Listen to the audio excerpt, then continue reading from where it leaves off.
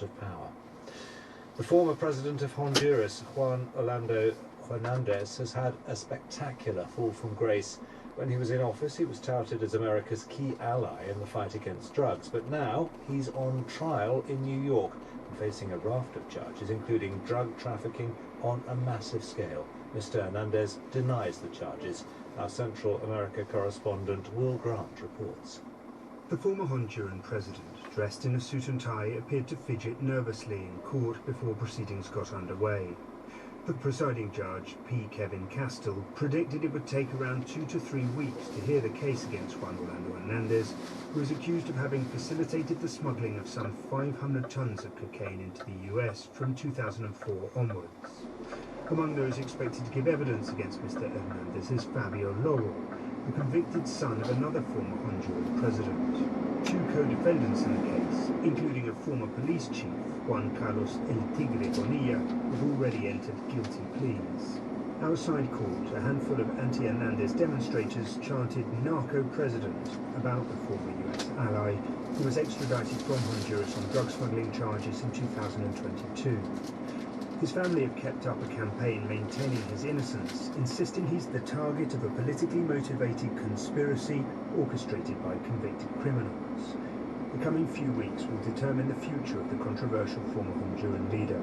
He will either be successful in his attempt to clear his name, or he will become the highest profile former Latin American president to be convicted in the United States since the Panamanian strongman Manuel Noriega in the early 1990s. To the US now, where 2 men have been charged with murder, resisting arrest and breaking gun laws. A heated argument between Dominic Miller and Lyndall Mays over why they were staring at each other led to a fatal shooting at the Super Bowl victory parade in Kansas City last week. The Jackson County prosecutor, Jean Peters Baker, has been speaking about the altercation. That argument very quickly escalated to Mays drawing his firearm. Almost immediately, others pulled their firearms. Defendant Miller was one of those individuals. While both adults are charged with murder, the evidence tells us Mr. Miller's firearm struck Lisa Lopez Galvin. Our Washington correspondent Tom Bateman is following the case. Dominic Miller and Lyndall Mays were charged with second-degree murder, armed criminal action and unlawful use of a weapon.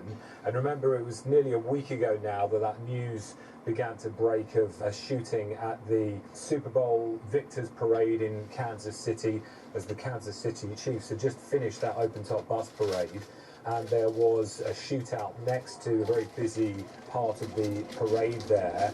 Police now say 22 people were injured and 1 woman killed in that. Around a dozen or so of those injured were children under the age of 16. The youngest was 8 years old. So now that significant development with 2 people charged with second-degree murder. There are another 2 juveniles who have also been charged, police say, with gun-related offences. They have not been identified. And as to what happens next, well, the charges will be prosecuted from this point. And as to the extent of the injuries, we know, as I say, that at least half of those were children, but 8 were critically wounded. Several remain in hospital, and we await further details as to their condition. The pioneering European satellite is due to fall to Earth today after nearly 30 years in space. ERS-2 monitored the planet's climate from the mid-90s until 2011, when it began a slow descent towards Earth.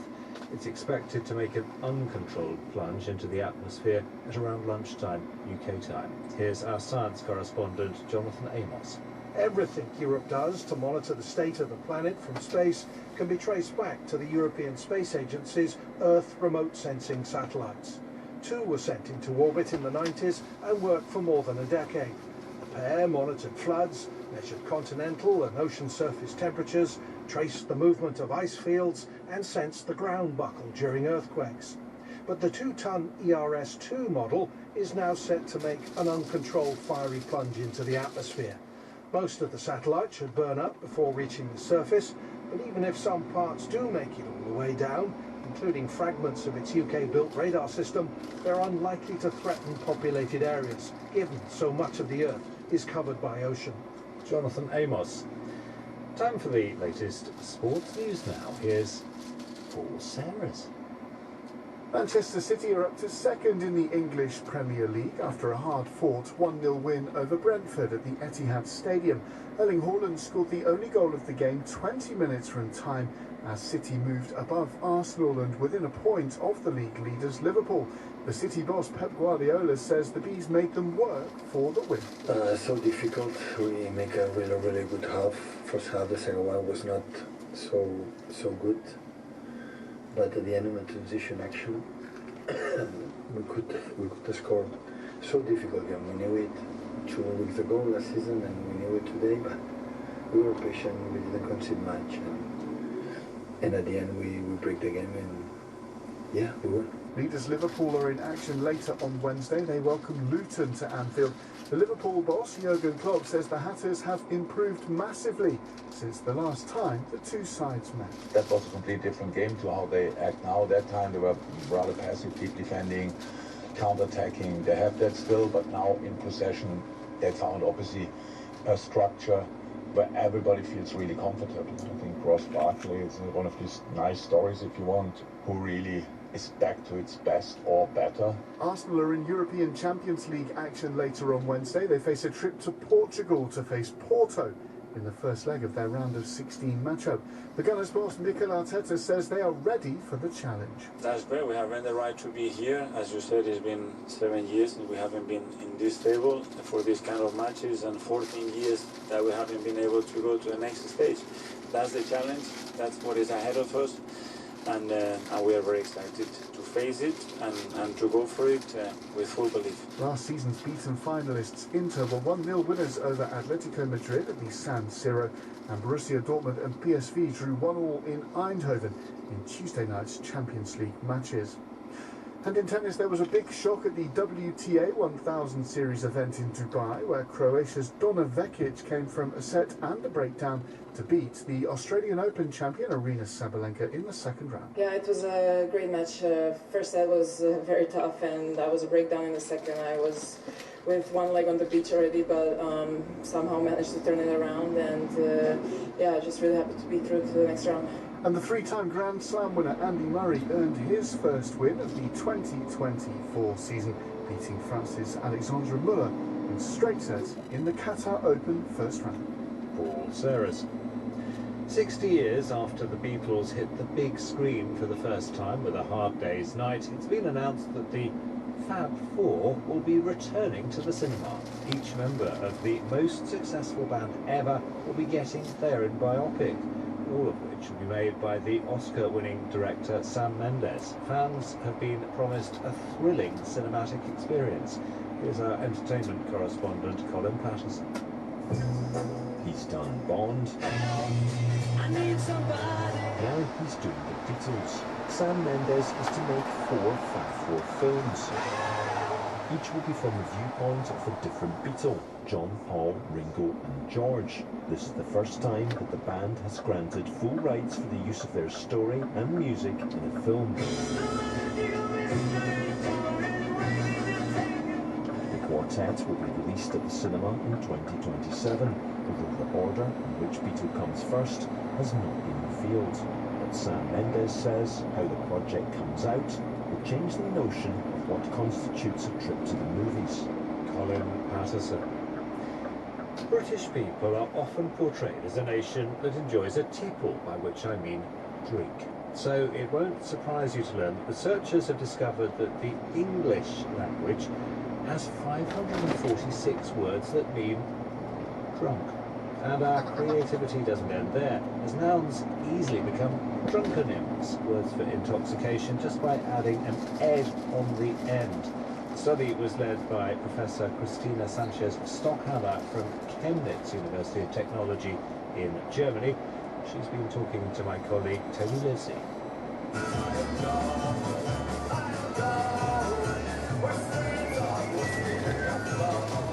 It's always fascinating to see how creative the Brits and of course other language users in the English-speaking world are regarding the phenomena that they care about. And apparently people using the English language care about drinking in the sense that they want to talk about it. So I discovered a lot of interesting words. For example, cocktailed. I really like that. Or whiskey-fied. Also ripped or stonkered. So there's quite a lot of interesting ones that I hadn't expected. But I still have to say that I particularly like car parked, pajamaed, and gazeboed. I think that's my favorite. Yeah, we've had shuttlecocked, totally wombled, we've had from our listeners today. But it is interesting. Is it a way of making the art of drinking less serious? In other words, nullifying the effect of drink. It's almost saying, oh, if we give it a comedy name, we don't have to explore the other ramifications of drinking. Could be. I can't tell, but what I can tell in any case is that the terms really use humorous means. You find, for instance, that distance between what the base refers to and what the result refers to. I mean, what you just mentioned, like pajama, why should that be a word for drunk? In what sense are these related? So it could be that people are trying to tone down the effect.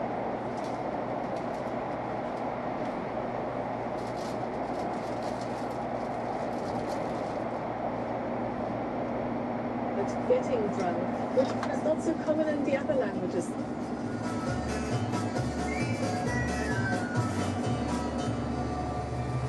Professor Christina Sanchez Stockhammer, accompanied by the Hogue's streams of whiskey. The main news: two political parties in Pakistan have reached a formal agreement to form a new government following an election mired in controversy. You've been listening to the newsroom from the BBC World Service. You're listening to the BBC World Service. I've been hearing from a generation united in fury and music. Documentaries. It's where we can dive deeper than a headline to tell the full story. I had not expected that this investigation was going to be so difficult for me. I've been unraveling one of the most bizarre stories I've ever come across. Where real-life events can be as compelling as drama. Next thing I know, I see two cars pull down on me. The people who were there. They start ramming my car. I was scared for my life. Would I be able to get out of Afghanistan safe? Would not any member of the Taliban recognize me? It was forbidden. You have to speak with a special person. You were willing to take that risk? Yes. Documentaries on the BBC World Service at bbcworldservice.com/documentaries or wherever you get your BBC podcasts. After the news on the BBC World Service. The growing menace of communism arouses the House of Representatives Un-American Activities Committee. Their goal is the overthrow of our government. I'm Una Chaplin, and I want to find out how the fear of communism in the United States led to Hollywood artists being exiled from the movie industry. People like my grandfather, Charlie Chaplin. Hollywood Exiles begins in 2 minutes. BBC News with Neil Nunes. Supporters of Pakistan's former Prime Minister Imran Khan have described their political rivals as thieves after the Pakistan Muslim League and Pakistan People's Party agreed to form a coalition. Candidates loyal to Mr. Khan won the most seats in this month's elections, but failed to secure a majority. An environmental charity has accused 3 of the world's biggest meatpacking companies of driving the destruction of a vast savanna region in Brazil. The Cerrado plays an important role in regulating climate change. The White House has expressed dismay at a court ruling in Alabama which classifies frozen embryos as children. A spokeswoman in Washington said Friday's judgment would have devastating consequences for women. The former president of Honduras, Juan Orlando Hernandez, has appeared in court in New York at the start of his trial on drug smuggling and weapons charges he denies wrongdoing. There's been condemnation at the UN of the United States' decision to veto the latest call for an immediate ceasefire in Gaza. Washington has presented its own text asking for a temporary ceasefire. An American YouTuber who gave harsh parenting advice to millions of followers has been jailed for up to 60 years for child abuse. Ruby Franke had already admitted starving and torturing her 6 children. Police in Australia have arrested a taekwondo instructor on suspicion of murdering 3 members of the same family. The bodies of a wife and child were found at a martial arts studio in Sydney. The husband's body was later discovered in a nearby home. The British billionaire Jim Ratcliffe has completed a deal to buy part of Manchester United Football Club. He's acquired a nearly 28% stake in the Premier League side. BBC World News. From the BBC World Service and CBC Podcasts, this is Hollywood Exiles. I'm Una Chaplin. What you're about to hear is based on episode 1 of the Hollywood Exiles podcast, a story about politics, celebrity, and what it means to be American. I don't know if you've ever walked down the Hollywood Walk of Fame. There are more than 2,500 stars there now. It runs for 15 blocks down Hollywood Boulevard, in front of fast food outlets, museums, hotels, and boarded-up shops. Julie Andrews, Tom Hanks, even Mickey Mouse has a star. All the stars of Hollywood, all of them forever commemorated in the city's concrete. The idea of honoring the artists who made the city famous with brass plaques was concocted by the Hollywood Chamber of Commerce in the 1950s. 1,500 names were chosen. Throughout 1957, committees representing the different branches of the entertainment industry started choosing the names of the honorees. When it was eventually published, there was one name missing. The shopkeepers of Hollywood objected so strongly to the inclusion of this particular Hollywood star that they refused to foot the bill. And it's pretty crazy because this guy wasn't just any old actor. He was a producer, a director, a writer too, a composer. 30 years earlier, he'd also been the very personification of Hollywood. His Little Tramp was a global sensation. You've heard of Charlie Chaplin, right? Well, Charlie Chaplin was my grandfather, and there was a time when he was the biggest star in all the world.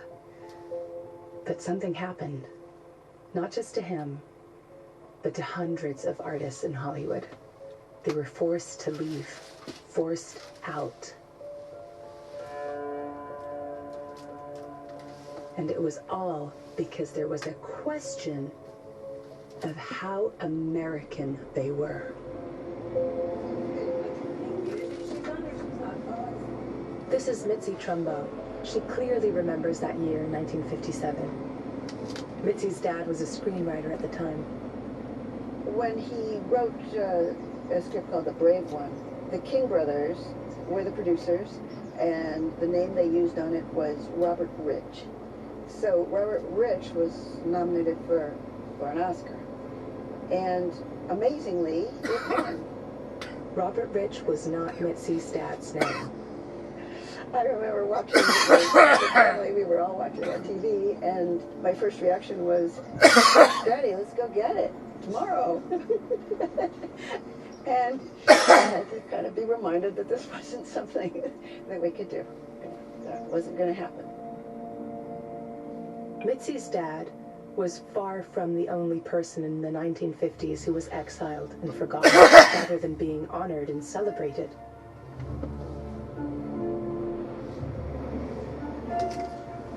This is not just a Hollywood story. It's a story that shook the cultural foundations of the United States. People left the country, some went to prison. It had a profound effect, not only on the nation, but on the people, the families caught in the eye of the storm. Writers and actors, about 6 or 8 of our friends went to jail, the Hollywood jail. And it's hard to watch your family fall apart.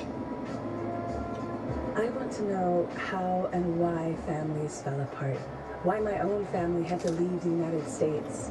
I want to understand a divide in America that resonates to this day. Episode 1, an American dream.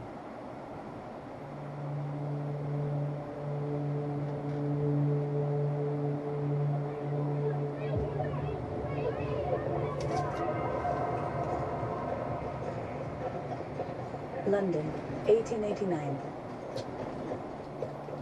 If you've read Dickens or seen the movie adaptations, you might recognize the London Charlie Chaplin was born into.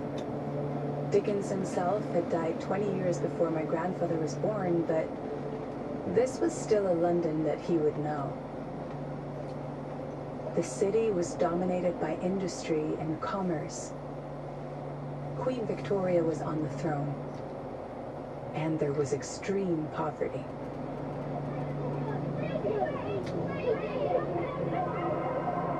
How a boy goes from this London to worldwide fame, it's extraordinary.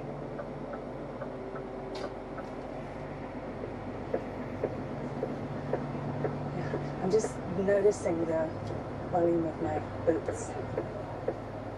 I've come to the Cinema Museum in Kennington, South London, not far from where I know my grandfather was born. Hello! Hello! Thank you so much. Thank you so much. I'm Martin Humphreys, the co-founder and director of the Cinema Museum, and it's my pleasure to show you around. Oh my goodness, thank you so much. What a pleasure. The museum is a tribute to the cinema experience, with old reels piled high beside movie posters and all kinds of memorabilia.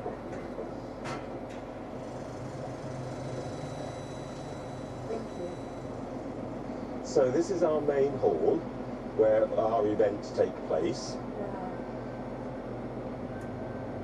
These days, the main hall at the Cinema Museum is filled with statues, large and small, of icons of the cinema, including more than a few little Chaplins. There he is, in black and white himself. And here he is again. With the kid and Betty Boop. What a lovely little trio. This building is imposing and beautiful. And as we'd been approaching, I'd wondered what it had been before. What was its history? I was stunned to find out. You may be surprised to learn that this building started life as the Lambeth Workhouse, and your grandfather was here several times as a child. Working here. Yeah. Wow. Yeah. His childhood was very poverty-stricken. This building and this part of London had a profound effect on my grandfather. How could it not? He would have been 6 or 7 when he first showed up at the gate of the Lambeth Workhouse. It wouldn't have been an easy life. I mean, they made it difficult for people because they didn't want people to come into the workhouse unless they absolutely had no other choice. Yeah, from everything that I've read, he definitely had a lot of painful memories. Yeah, I think so. My grandfather died before I was born, so I never got to meet him. I only know him as everybody's hero. But over the years, books and articles and films have raised questions about certain aspects of his character, especially his relationship with younger women, which we view with a very different lens nowadays. One of these relationships will become a big part of this story, actually. And his relationship with money was curious, too. He said he wanted governments to do more to help the poor, and he believed in justice, but he didn't always like to pay his taxes. I'm going to tell you this story as objectively as I can. To understand what happened to him, we have to try and understand Charlie Chaplin, the man. Charlie's mother, my great-grandmother Hannah, was also a performer. A vaudevillian is how my grandfather describes her. She was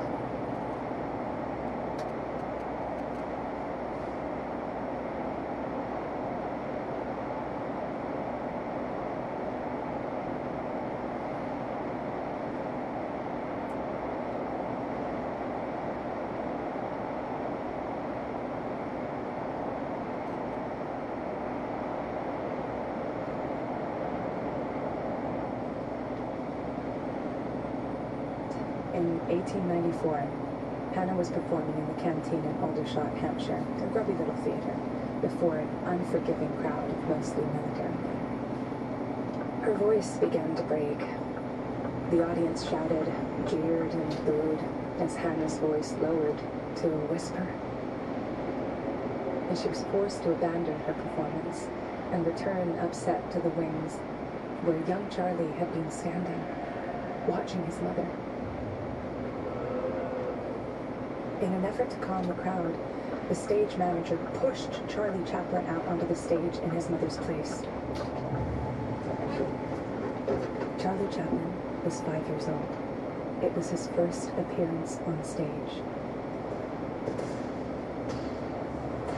And the crowd loved him.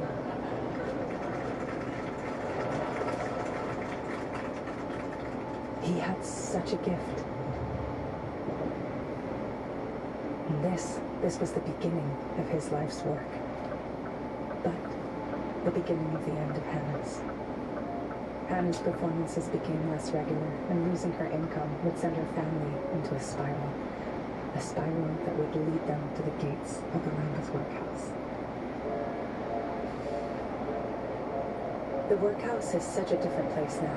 It's hard to imagine what it must have felt like to walk through the great iron gates as a boy of 6, to be separated from your mother at that early age. For my grandfather, that was the life that he wanted to get away from, to escape. And he found his ticket as a performer. In his teenage years, he joined the renowned Carno's Circus Company, and the circus would bring Charlie Chaplin to the United States of America.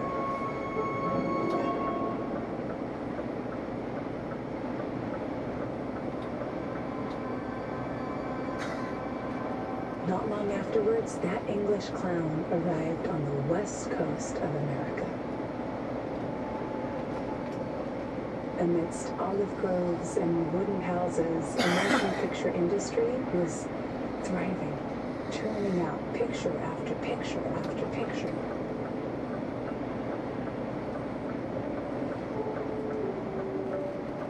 On the 7th of February 1914, an icon of cinema had his first appearance on screen. On the lookout for a character one day, Charlie Chaplin set about creating a costume that was an ensemble of contrasts: a tiny hat and huge shoes, baggy pants, and a pinched jacket. To top it all off, he added a toothbrush-sized mustache. And this character would become synonymous with Chaplin.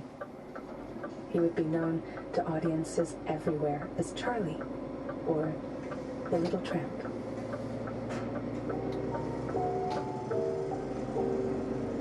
And he would feature in more than 50 movies. In 1915 alone, Chaplin made 13 movies. He made 9 the following year. He was on a roll, and The Little Tramp was a sensation. One of the movies that really stands out for me in that era is called The Immigrant. Here's Tony Shaw, author of Hollywood's Cold War. It's immigrants coming across the Atlantic to Ellis Island in the United States. And The Little Tramp is among them. When they arrive, the men in uniform, the guards, they rope off the crowd of immigrants, penning them in. This is classic Chaplin. He's poking fun at the authorities. The tramp actually kicks one of the officers in the butt. Think of the people who are going to the movies in this period. Ordinary people. Chaplin's movies were explicitly aimed at them. And the tramp represents something they could relate to, especially new immigrants, many of whom could just about afford to go to the Nickelodeons, the early cinemas. But movies like The Immigrant would raise eyebrows in the years that followed. People would start to ask questions and see something more in Chaplin's comedy. It's not political with capital P, but it's looking for the authorities. Is that something which might be related to the threat of communism on the other side of the world? A revolution in Russia that same year had brought a far-left Bolshevik wave of communist revolutions would follow was quite real. Their goal is the overthrow of our government. There is no doubt as to where a real communist loyalty rests. Their allegiance is to Russia, not the United States. This is J. Edgar Hoover. For decades, he would run the FBI, taking it from strength to strength under successive presidents. His first task for the federal government in 1919, long before the establishment of the FBI, was to hunt communists. This task started just 2 years after the release of Chaplin's The Immigrant. This is Hoover speaking years later. Communism in reality is not a political party. It is a way of life, an evil and malignant way of life.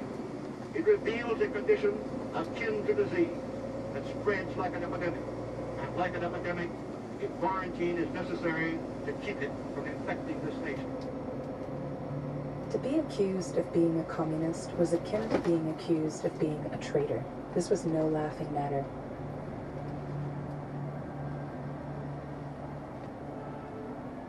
So here's something I didn't know. The authorities in the United States were looking into communism in Hollywood as early as the 1920s. And the focus of their investigation at the time was my grandfather. His FBI file is the earliest evidence experts have that U.S. authorities were interested in Hollywood. Investigators thought there was something funny about Charlie Chaplin.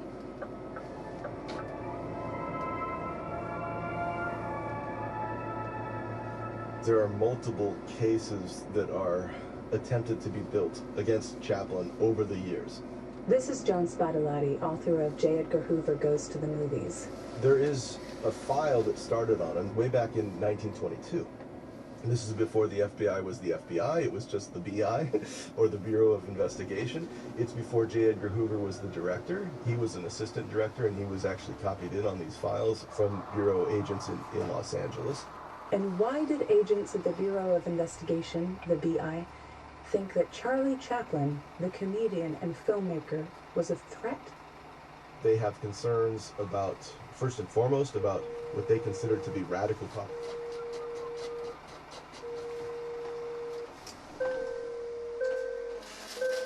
What's the trailer number? Morning, the trailer number is 7773. 373. Yeah. What you got? Empty or savage? I have food waste. Alright, hold on.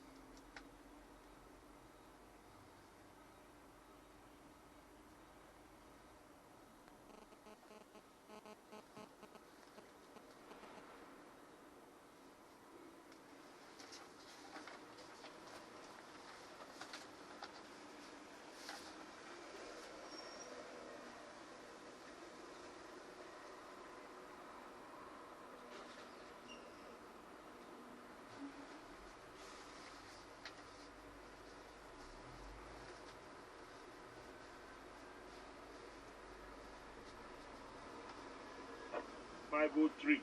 All right, thank you. Number 6.